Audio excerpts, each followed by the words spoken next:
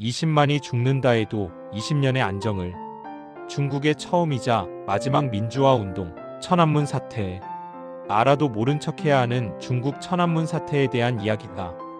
1989년 중국 베이징에서 학생들을 중심으로 전대미문의 대규모 민주화 항쟁이 일어났다. 사건이 베이징 자금성에 위치한 천안문 광장을 중심으로 벌어졌기 때문에 우리는 이 사건을 천안문 사태라고 부른다. 그런데 놀랍게도 이 사건을 천안문 사태라고 부를 수 있는 건 우리 같은 외국인들 뿐이다. 중국 정부는 현실판 빅브라더 프로젝트인 황금 방패를 통해 아예 천안문이라는 단어 자체를 금지어로 지정해버렸다. 심지어 천안문 사태가 발생한 6월 4일이라는 날짜조차 검열되어 중국 내부의 중국인들은 천안문 사태에 대해 아예 검색조차 불가능하다. 일부 사람들은 6월 4일을 5월 35일이라고 부르기도 한다. 중국의 유명한 소설가 위안은 외국 신문에 5월 35일 정신이라는 글을 투고하기도 했다. 하지만 5월 35일마저 금지어로 선정되면서 중국 국내에서 천안문 사태의 희생자를 추모하는 것은 물론이고 천안문 사태에 대해 알아보거나 의견을 표현하는 것조차 아예 불가능한 상황이 되어버렸다. 중국 정부의 강력한 역사 지우기 덕분에 현재 중국의 젊은 세대 중에는 아예 천안문 사태를 모르는 사람이 대다수다. 쇼츠를 보시는 분들이라면 한 번쯤 천안문에 대해 중국인들에게 물었을 때 대답을 회피하거나 도망가는 인터뷰를 보셨을 것이다. 진짜인지는 모르겠지만 그만큼 감시와 검열이 심하다는 이야기다. 천안문에 대해서 이야기라도 했다가는 무슨 일이 벌어질지 모르는 게 중국이니까. 과연 1989년 6월 4일 베이징에서는 정확히 무슨 일이 일어났길래 중국 정부는 이렇게 철저하게 없던 일처럼 만들려는 걸까? 1976년 변화의 시작. 이야기는 1976년으로 거슬러 올라간다. 1976년 1월 8일 전 국민으로부터 존경받았던 저우얼라이 총리가 사망했다. 그리고 1976년 9월 9일에는 마오쩌둥이 82세의 나이로 심장마비로 사망하면서 중국에는 많은 변화가 일어나기 시작했다. 마오쩌둥의 절대적인 신임을 받았던 화고펑이 후계자가 되었고 문화대혁명 시기 마오쩌둥에 의해 실각당했던 덩샤오핑이 문화대혁명을 주도한 4명의 중국 공산당 지도자 이른바 4인방 전원을 체포하면서 수십만에서 2천만 명에 이르는 대규모 사망자를 발생시킨 문화대혁명이 비로소 완전한 종말을 맞이하게 되었다. 한국의 근현대사가 다사다난하다고는 하지만 중국에 비할 바는 못된다. 중국은 다사다난하다기보다는 이게 진짜로 일어났던 일이라고는 생각이 들지 않는 사건이 많다. 개막장이라는 뜻이다. 덩샤오핑은 화고펑을 밀어내고 실권을 장악하는 데 성공하면서 마오쩌둥 시절부터 원했던 개혁 개방을 비로소 본격적으로 추진하게 된다. 덩샤오핑은 실용주의 관점으로 정치와 경제를 바라보며 사회주의의 자본주의를 접목시켰다. 쉽게 말하면 중국의 정치 이념은 사회주의를 유지하면서 경제 정책은 철저하게 자본주의를 따른 것이다. 지금이야 덩샤오핑이 실용주의 노선의 과감한 개방 정책으로 국가 성장의 토대를 만든 인물이자 현재 중국인이 가장 존경하는 지도자라는 평가를 받고 있지만 사실 덩샤오핑의 개혁 개방 정책은 초기에 많은 부작용을 일으키며 비판을 받았다. 개혁 개방의 부작용. 우선 덩샤오핑의 연안 지역 중심 경제 정책으로 인해 중국 내 동서 불균형이 생겼고 이로 인해 극심한 빈부격차를 초래했다는 비판이 나왔다. 또 개혁에 과도한 초점을 맞춘 탓에 내부 관료들의 부패를 조장했다는 지적도 나왔다. 예를 들어 1983년에는 이중가격제라는 제도가 도입되었는데 이중가격제란 국영기업이 석탄과 철, 기계장비 등 주요 자본재의 가격을 정부가 정한 가격으로 판매하도록 하는 한편 생산량이 일정 수준을 넘어가면 시장에서 자유롭게 팔 수 있도록 허용한 제도다. 국가에서 정한 물량까지는 저렴하게 판매하고 물량을 넘어서면 알아서 하라는 말이다.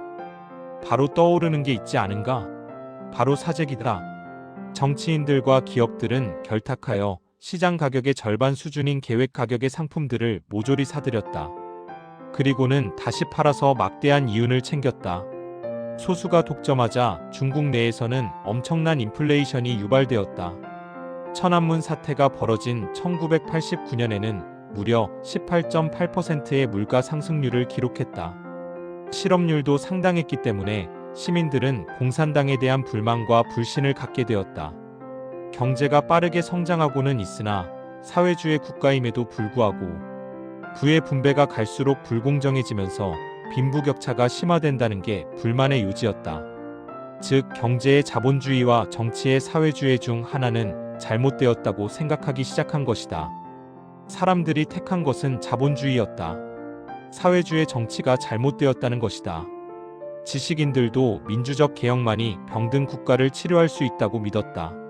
학생들 역시 외국에 대한 지식과 민주주의, 자유주의 사상을 배우고 영향을 받게 되면서 빈부격차, 부정부패와 같은 문제들이 중국의 일당 독재 때문이라고 생각하게 되었다. 1986년 첫 번째 시위.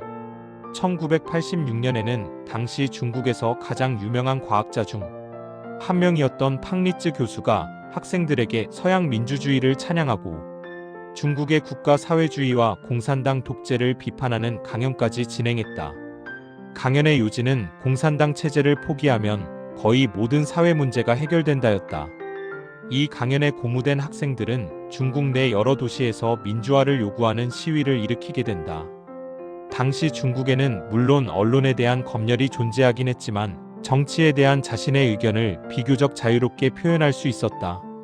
그러나 1986년 말 대대적인 학생 시위가 발생한 이후 중국은 대학교에 대한 감시를 강화하기 시작한다. 또한 시위 이후 많은 학생들의 지지를 받았던 후야오방 당 총서기도 보수파 원로들의 비판을 받고 총서기직에서 사임하게 된다. 1986년 말에 발생한 시위에서 학생들을 보호했다가 덩샤오핑과 갈등이 생겼기 때문이다. 1989년 4월 후야오방의 죽음. 약 3년 뒤인 1989년 4월 후야오방이 갑작스러운 심근경색으로 사망하자 이를 계기로 베이징의 대학생들이 중국 공산당에게 후야오방에 대한 재평가를 요구하는 시위를 벌이기 시작한다. 당시 베이징대에는 죽지 말아야 할 사람은 죽고 죽어야 할 사람은 죽지 않았다. 국민이여 깨어나라, 투쟁을 잊지 말라는 내용이 담긴 대자보가 붙을 정도였다. 후야오방의 사망으로 촉발된 시위는 점차 더 적극적인 개혁과 민주화를 요구하는 시위로 발전했다. 즉, 천안문 사태는 덩샤오핑의 급격한 개혁개방 정책으로 인해 발생한 빈부격차와 심화된 정치인들의 부정부패, 그에 따른 중국 공산당에 대한 불신과 불만, 그리고 학생들이 외국에 대한 지식을 얻게 되면서 생겨난 민주주의에 대한 열망이 원인이었다. 천안문 광장 점거. 4월 15일부터 광장에 사람들이 모이기 시작했고 4월 17일 저녁부터는 수많은 청년과 학생들이 밤에도 광장을 떠나지 않은 채 지역을 점령해버린다. 시위대는 광장에 천막과 확성기를 설치했고 베이징대 학생 3,000명의 요구사항이 담긴 서류를 작성하기 시작했다. 이들의 요구사항은 기본적으로 7가지였다. 첫 번째, 후야오방의 자유와 민주주의 중시에 대한 견해를 인정하라. 두 번째, 인민의 부패 척결과 자유에 대한 요구를 인정하고 박해받는 사람들을 복권하라. 세 번째, 국가 지도자와 그들의 가족들의 소득을 공개하라. 네 번째, 민간 언론을 허용하고 표현의 자유를 보장하라. 다섯 번째, 교육 예산을 늘리고 지식인의 급여를 인상하라. 여섯 번째, 시위를 제한하는 베이징 인민대표회의의 위헌적 10조를 폐지하라. 마지막 7번째, 정책 결정을 잘못한 관료들을 교체하는 민주적 선거를 실시하고 이 요구사항들을 언론을 통해 완전히 보도하라. 요약하자면 고위 간부들의 비리에 대한 분노와 언론 검열, 지식인들의 급여 인상, 민주적 개혁이 주된 목적이었다. 시위의 확산. 수많은 학생들이 힘을 합쳐 연좌 농성을 하자 시위대는 점점 늘어나고 다른 도시로까지 퍼져나가게 되었다. 숫자가 늘어간 시위대는 4월 19일 중국 공산당 본부의 정문인 중난하이 앞까지 진격하는 데 성공한다. 4월 20일부터 본격적으로 베이징 경찰이 학생들을 탄압했지만 이때까지는 극심한 진압은 없었고 갈수록 광장에 모여드는 사람이 많았던 탓에 별다른 성과가 없었다. 4월 22일에는 베이징에서 후야오방 장례식이 거행되었다. 장례식에는 무려 10만 명에 달하는 학생과 젊은 노동자들이 천안문으로 모여들었다. 이때 학생들이 국민청원을 제출하고자 당시 총리였던 리펑과의 만남을 요구했지만 묵살되었다. 이후 대규모 시위가 시안과 창사에서 열리며 폭력 사태가 발생하기 시작했다. 지식인들과 학생들은 나라를 뒤집으려고 했고 중국 지도부 입장에서는 정말 이러다가는 나라가 뒤집힐지 모른다는 불안감을 느끼기 시작했다. 공산당 내부의 갈등. 상황을 지켜보던 공산당 지도부 내부에서도 갈등이 생겼다. 당시 총석이었던 자오찌양은 학생들과 완전히 같은 뜻을 가진 것은 아니었지만 학생 운동가들과 회담을 하고 어느 정도 이들의 요구를 받아들일 필요가 있다고 생각했다. 하지만 다른 간부들은 학생 운동을 당장 진압하지 않으면 공산당 일당 독재가 무너질 수 있고 끔찍했던 문화대혁명의 공포가 다시 반복되어 중국이 큰 위기에 빠질 수 있다고 생각했다. 대립 속에서 강경한 보수파 간부들은 중국인민일보를 통해 학생운동은 반혁명 운동이다. 꿍꿍이가 있는 소수의 사람들이 학생들을 이용해 혼란을 부추기고 있다고 주장하는 사설을 내보냈다. 시민들은 더 크게 분노하여 다음날 천안문 광장에 또다시 10만 명 이상이 몰려들게 된다.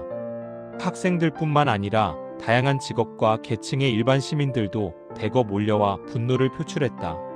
하지만 강경파의 입장은 여전했다. 사설과 경고에도 물러서지 않으니 진압밖에 없다고 생각했다. 그래도 이때까지만 해도 강경파 역시 유혈 진압까지는 생각하지 않았다. 군대가 아니라 경찰을 동원해 학생들을 진압할 생각이었다. 고르바초프의 방문. 5월 4일에는 54운동 70주년을 앞두고 더 많은 학생들이 시위에 동참하자 자오찌양은 학생들이 부패를 염려하는 것은 이성적이다라고 말하며 공감을 표했다. 사실상 화해를 위한 대화를 위한 연설이었다. 하지만 이른바 상군자로 불리며 시위를 주도했던 학생 3명 마이너스 왕단, 우월카이시 차이링, 마이너스은 더 적극적으로 시위를 이어갔다. 이 3명이 멈추지 않았던 것도 많은 사람들이 동참했던 것도 이유는 같았다. 많은 사람이 관심을 가진 지금이 아니면 방법이 없다고 생각했기 때문이다. 베이징의 중앙미술학원 학생들이 제작한 민주주의 여신상도 광장에 세워놓으며 더 확고한 의지를 표현했다. 5월 13일부터는 학생 대표 차이링의 주도로 천안문 광장에서 수백 명의 학생들이 무기한 단식 농성에 돌입했다. 그런데 문제는 이때가 소련의 지도자 미하일 고르바초프가 중국을 방문하기 이틀 전이었다는 것이다. 60년 가까이 이어진 중국과 소련의 적대적 관계를 공식적으로 끝낸다는 의미였기 때문에 매우 중요한 방문이었다. 그런데 학생들이 천안문 광장을 점거한 채 단식 농성을 벌이고 있었기 때문에 천안문이 아닌 베이징 공항에서 환영식을 치러야 하는 매우 창피한 일을 겪어야 했다. 또한 고르바초프를 취재하기 위해 베이징을 찾았던 수많은 외신 기자들이 베이징의 혼란을 전 세계로 보도하면서 국제적인 망신과 비난을 받았다. 공산당 입장에서는 한계였다. 외국에까지 알려졌기에 수습하든가 뒤집든가 결정해야 하는 시기였다. 계엄령 선포 후에 유출된 문서인 천안문 페이퍼를 보면 덩샤오핑과 원로들은 소련의 지도자 방문 이후 시위대를 계속 내버려두면 공산당이 무너지고 공산당이 무너지면 중국 경제가 무너질 거라는 생각에 계엄을 선포하기로 결정한다. 천안문 페이퍼란 당시 중국 공산당의 회의록, 즉 천안문 시위 유혈 진압 의사결정을 기록한 문서다. 결국 덩샤오핑의 명령에 따라 25만 명의 인민해방군 병력이 북경 방향으로 모여들게 된다. 공산당의 계획은 6월 4일 새벽에 천안문 광장에 들어가서 아침까지 모든 시위자들을 강제로 해산시키는 것이었다. 또한 군대는 시위대가 저항하거나 항거할 시 사살할 권리까지 부여받았다. 덩샤오핑은 20만 명이 죽는다 해도 국면을 통제하고 20년의 안정을 쟁취할 것이라는 말까지 했다. 이 무렵 시위대 역시 공산당이 무력 진압을 준비하고 있다는 소문을 들었기 때문에 시위대 내부에서는 의견이 분분했다. 일부는 군대와 싸울 수 없다며 해산을 주장했고 일부는 끝까지 천안문 광장을 지켜야 한다고 주장했다. 실제로 꽤 많은 시위대가 광장을 미리 떠나기도 했다. 반대로 꽤 많은 시위대가 광장에 남았다. 6월 3일 밤 진압 시작. 그렇게 6월 3일 밤이 되자 북경 시내의 장갑차와 탱크를 앞세운 군대가 천안문 광장에 들어가기 시작한다. 당시 덩샤오핑은 리펑에게 무력 진압 명령을 내리며 이런 말을 했다. 피해는 최소화해야 하지만 어느 정도의 피는 반드시 봐야 한다. 많은 베이징 시민들이 군대 진압을 막기 위해 버스나 전차를 이용해 장애물을 만들어 도로를 막았다. 이들은 시위와 아무런 관련이 없는 사람들이었다. 하지만 무력 진압을 반대했기 때문에 군대를 가로막기 위해 최선을 다한 것이었다. 베이징 시민들은 진압군을 만나 설득까지 해보았다. 하지만 모두 소용없었다. 군대는 진입을 방해하는 수많은 베이징 시민들을 향해 총을 쏘거나 탱크로 살아있는 시민을 밟고 지나가면서 진입을 계속했다. 6월 4일 새벽 학살. 그리고 6월 4일 새벽 진압군은 계획대로 천안문 광장에 도착했다. 진압군이 확성기로 시위대에게 해산을 명령했다. 시위대 일부는 광장을 떠났지만 일부는 끝까지 해산을 거부했다. 너무 잔인해서 일일이 열거하기 어렵지만 군인들은 항거하는 시민들을 향해 총을 발포하고 심지어 도망가는 시민들까지 탱크로 밀어 무자비하게 짓밟는 유혈 진압을 시작했다. 군인들이 민가에 무차별적으로 총을 발사했고 때문에 아무 관련 없는 사람들이 사망하기도 했다. 시민들 역시 화염병, 벽돌 같은 무기를 동원해 저항했고 때문에 군인들 중에서도 사상자가 적지는 않았으나 총과 장갑차, 탱크로 무장한 군인들에게 짓밟힌 시민들의 사상자 수는 비교도 할 수 없을 만큼 많았다. 미국 정부의 추정치에 따르면 최소 1만 명이 사망한 것으로 추정된다. 6월 4일 천안문 광장에 있던 시위대는 공산당의 바람대로 모두 해산되고 사살되었다. 탱크맨. 참고로 천안문 사태하면 가장 먼저 떠오르는 탱크맨 사건은 천안문 사태 직후인 6월 5일에 벌어진 일이다. 이때 이름도 나이도 알려지지 않은 의문의 남성이 천안문 광장 방면의 거리에 진입하는 전차 18대를 가로막는데 홀로, 그것도 맨몸으로 전차를 가로막으며 자유와 저항의 상징으로 남게 되었다. 이 남성은 1998년 타임지 선정 20세기 가장 영향력 있는 인물 중 한 명으로 선정되었고 수십 년이 지난 지금까지도 이 남성의 사진은 천안문 사태를 상징하는 아이콘으로 여겨지고 있다. 이렇게 천안문 사태는 비극적인 결말로 끝나게 된다. 그 후의 이야기. 당시 천안문 사태에서 살아남은 시위대는 어떻게 되었을까? 이들은 책임을 묻지 않겠다는 공산당 측의 제안을 받고 해산했다. 하지만 약속과 달리 시위를 주도한 학생 대부분이 체포되어 투옥되었다. 알려진 주도자들 중 지명수배 1호였던 왕단은 몇 년 동안 수감 생활을 했으나 1998년 클린턴의 요청으로 가석방되어 미국으로 망명했고 하버드 대학을 졸업한 뒤 현재는 대만에서 정치학과 교수로 살아가고 있다. 상군자 중 나머지 2명도 미국으로 망명해 하버드에 입학했고 각자의 삶을 무탈하게 살고 있으나 여전히 중국의 문제에 목소리를 내고 있는 상황이다. 상군자가 아직 살아있는 것이 매우 신기해 보일 수 있는데 이는 당시 중국 공산당 지도부의 목적이 중국 사회에 교훈을 주는 것이었기 때문에 가능한 일이다. 지도부는 공산당에 대한 도전을 용납하지 않겠다는 교훈, 아니 공포심을 시민들에게 심어준 것이다. 이 전략은 매우 효과적으로 먹혀서 지금까지도 많은 사람들이 감히 공산당의 반기를 들 엄두조차 못 내고 있다.